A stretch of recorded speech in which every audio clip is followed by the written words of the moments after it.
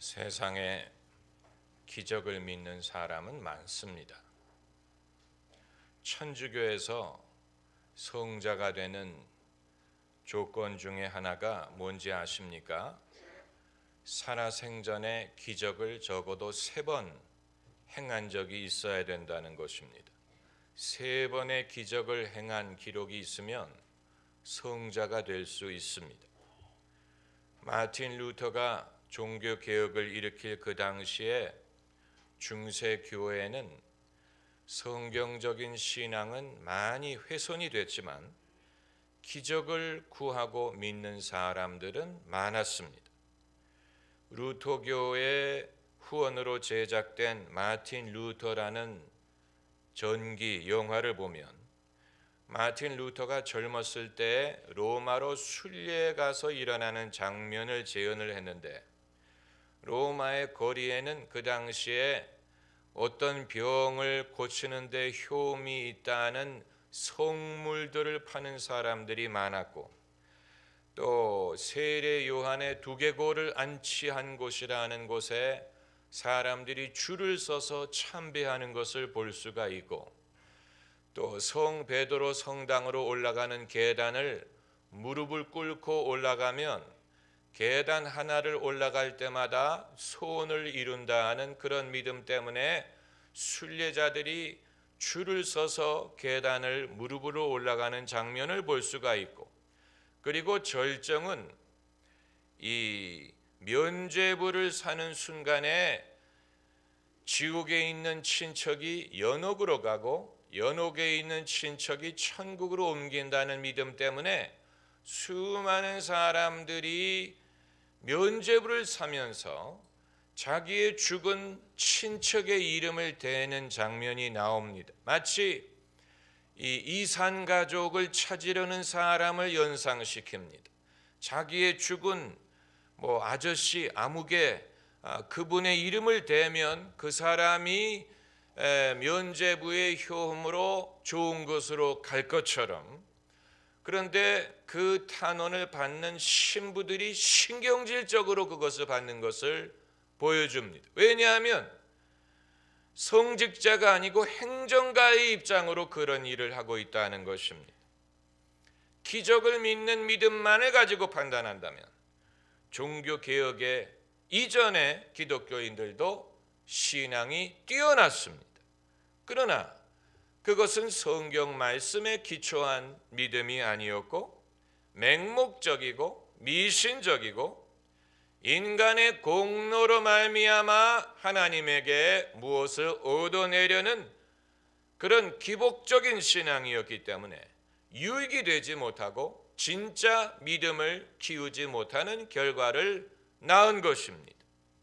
이것은 개신교도 결코 자유롭지 못한 부분입니다. 개신교의 맹목적인 성령운동이나 성령은사의 장려는 잘못하면 과거의 실수를 되풀이하게 할 수 있습니다. 교회가 기적을 강조하게 되면 사람들이 많이 모일 수는 있겠지만 그것이 진짜 신앙이 아닌 맹목적이고 자기의 문제를 해결하기 위한 것이고, 문제가 해결되면 주님을 얼마든지 떠날 수 있는 조건적인 인간의 공로와 정성을 강조하는 기복적인 신앙이 될 수 있는 것입니다. 예수님도 이 위험을 잘 알고 계셨습니다. 예수님은 당신 앞에 모여드는 인산인해가 다 거듭나고 회개하고 믿기 때문에 오는 것이 아니라는 사실을 알고 계셨습니다. 그렇기 때문에 예수님이 씨 뿌리는 자의 비유를 말씀하심으로써 말씀을 듣는 모든 사람들이 다 똑같은 믿음을 얻는 것이 아니요, 그 중에 대다수가 이런 이유 아니면 저런 이유 때문에 떨어져 나간다는 사실을 말씀하셨어요.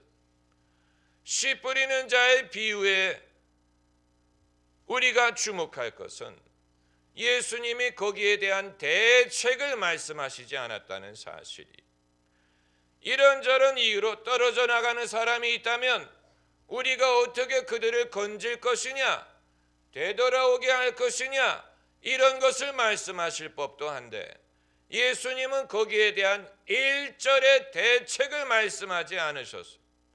그걸 받아들이셨어요.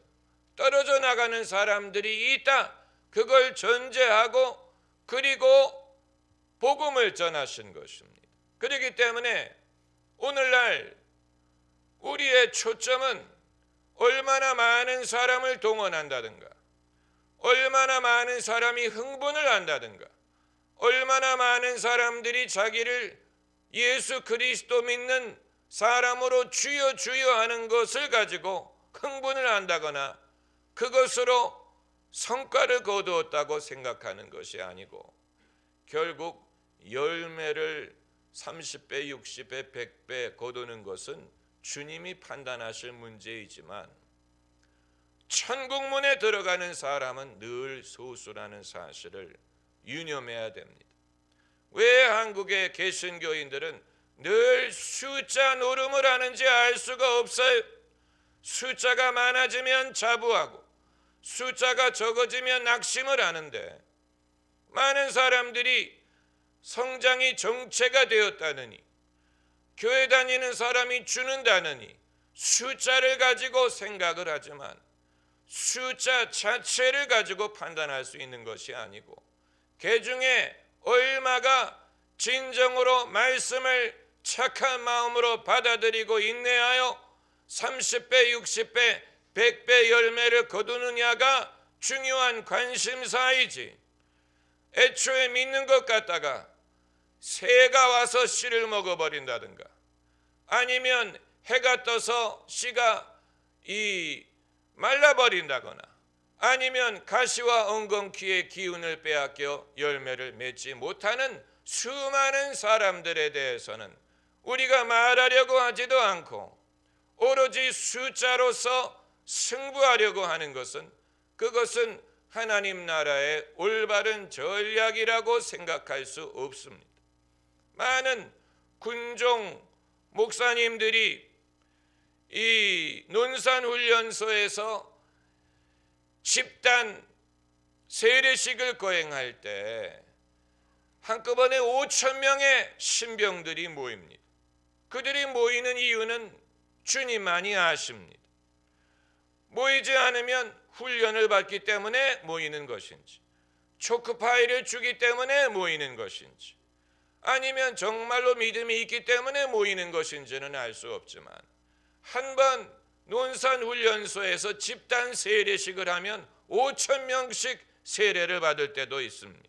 그래서 수백 명의 목사님들을 초청해서 세례를 주는데, 그 중에는 진짜 믿는 사람도 있겠지만 이미 세례받은 신병이 다시 한번 오는 경우도 있고, 안 믿는 경우도 있고, 별의별 경우가 많아요.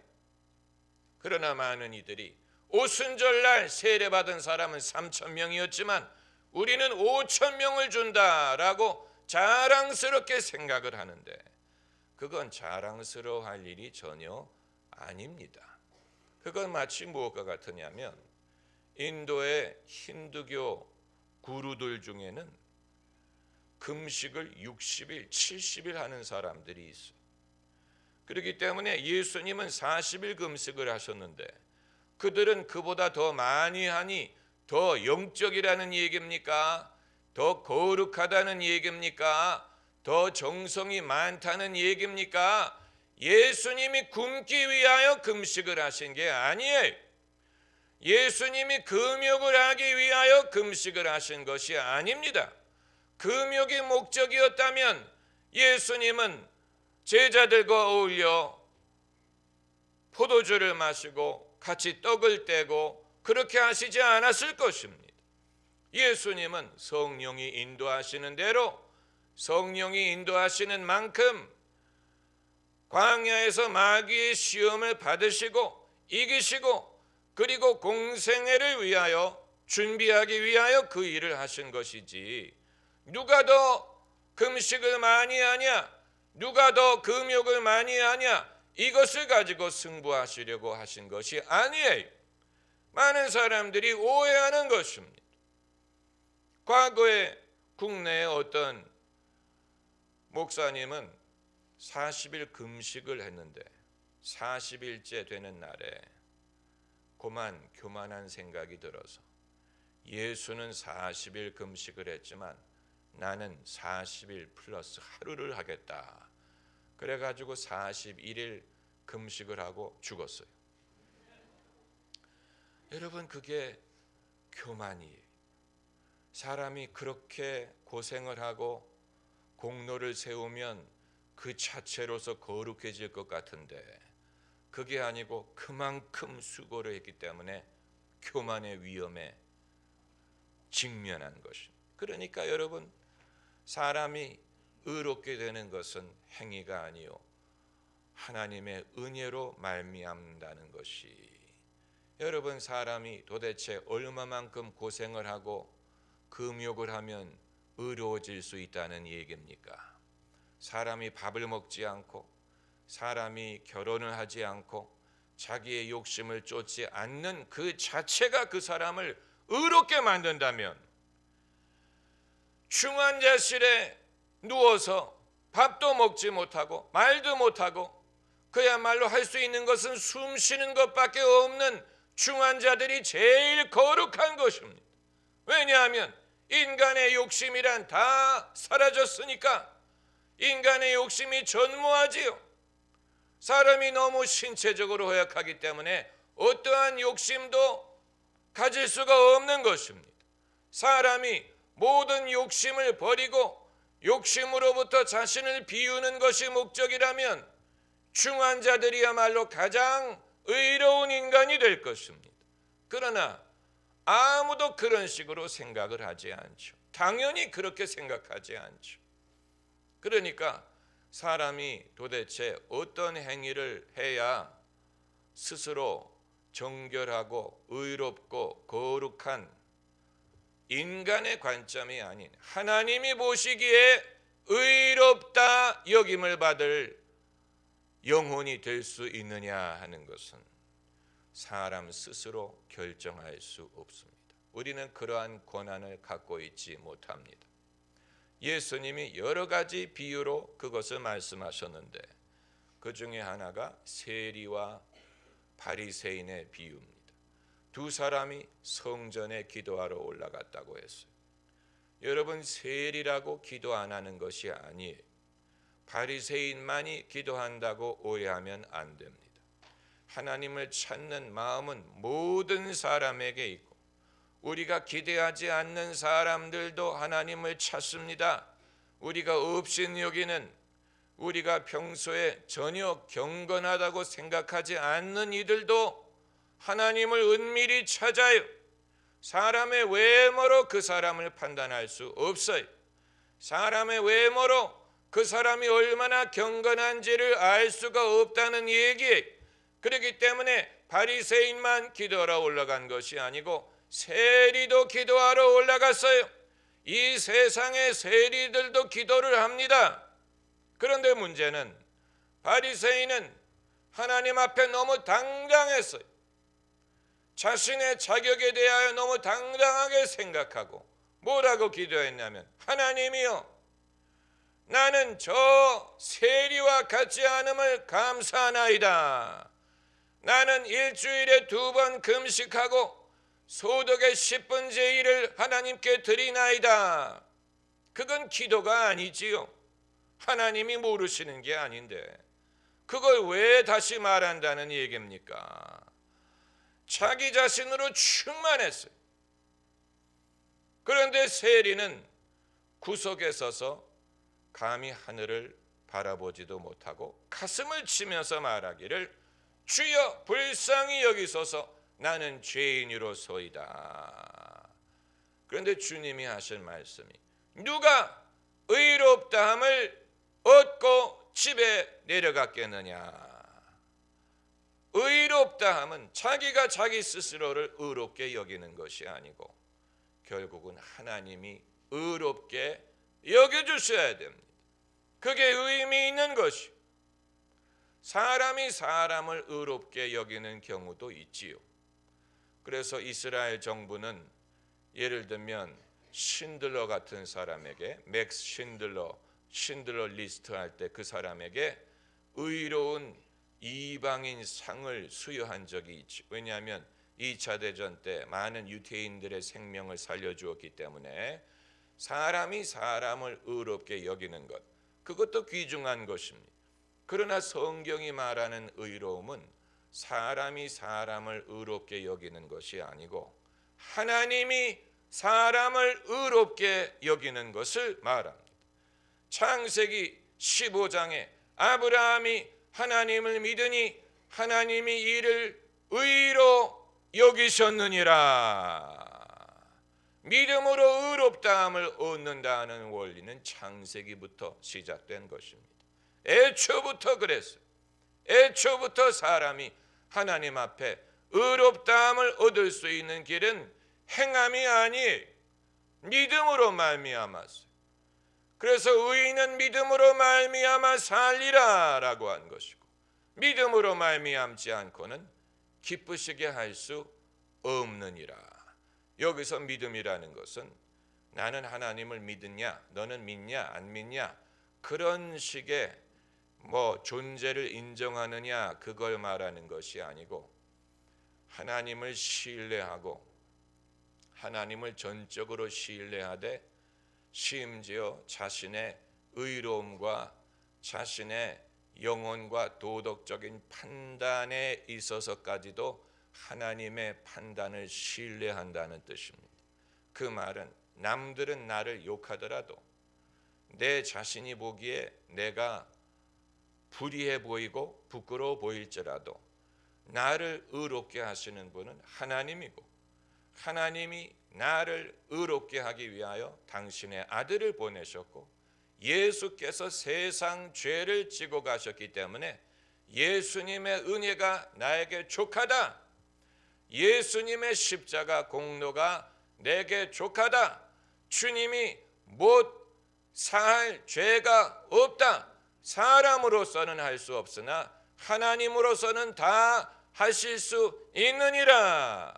이러한 믿음이 하나님을 영화롭게 하고 예수님을 영화롭게 하고 하나님이 하신 일을 인정하고 감사히 여기고 받아들이고 귀중히 여기고, 그리고 예수님의 공로를 높이는 것이기 때문에 이것을 하나님은 믿음으로 보시는 것이고, 이러한 믿음이 없이는 기쁘시게 할 수 없느니라고 한 것입니다. 아주 중요한 것입니다. 우리가 믿음으로써 기적을 경험할 수도 있고 소원을 성취할 수도 있고 기도의 응답을 받을 수도 있고 산을 옮길 수도 있지만, 동시에 믿음으로 말미암아 의롭다함을 여기고 의롭다함을 받고 그리고 하나님을 기쁘시게 할 수 있습니다. 성경의 모든 저자들은 믿음의 역할과 중요함에 대하여 말했습니다.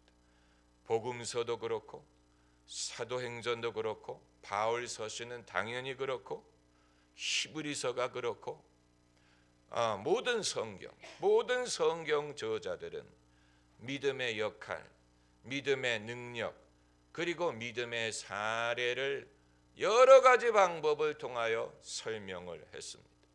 그건 우리로 하여금 믿게 하기 위한 것입니다.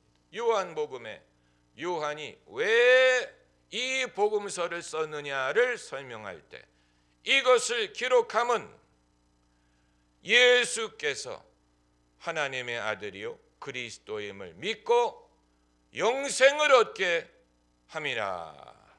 사람이 요한복음을 읽고 믿게 하기 위하여 요한복음을 기록했다고 기록한 것입니다. 성경을 쓴 목적은 사람을 믿게 하기 위한 것입니다. 믿게 하기 위한 것입니다. 마찬가지로 성경 말씀을 가르치고 전하는 목적도 사람을 믿게 하기 위한 것입니다. 왜냐하면 믿음은 들음에서 나고 들음은 그리스도의 말씀으로 말미암는 것이기 때문에 사람들이 믿기를 원합니까? 말씀을 전해야 됩니다. 말씀 들을 기회를 제공해야 됩니다. 왜 개신교의 예배의 메인 이벤트가 설교이냐? 음악 순서도 아니고 무슨 공연도 아니고 카톨릭처럼 성찬식도 아니고 왜 개신교는 항상 그 예배의 가장 중요한 메뉴가 설교냐? 그 이유는 사람들이 믿음을 얻을 수 있는 길은 말씀을 들음으로 말미암는 것이고, 그렇게 하여 성도들이 믿음을 갖지 않는다면 어떠한 예식이든 어떠한 음악이든 어떠한 재미있는 예배 순서라고 하더라도 결국 그 사람의 영혼을 구원할 수 없다는 신념에서 비롯된 것입니다. 그건 신학적인 신념에서 비롯된 것입니다.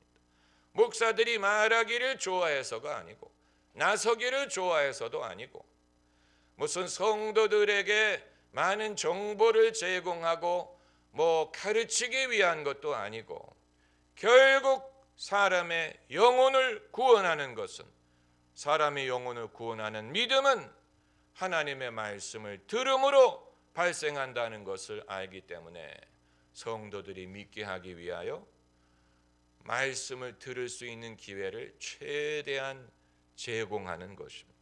예수님도 그렇게 하셨어요.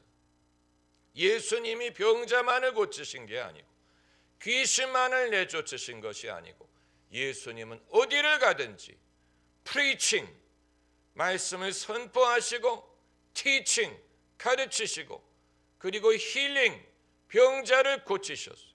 예수님은 어디를 가든지 이 세 가지를 하셨고 제자들에게도 그렇게 할 것을 명하셨습니다.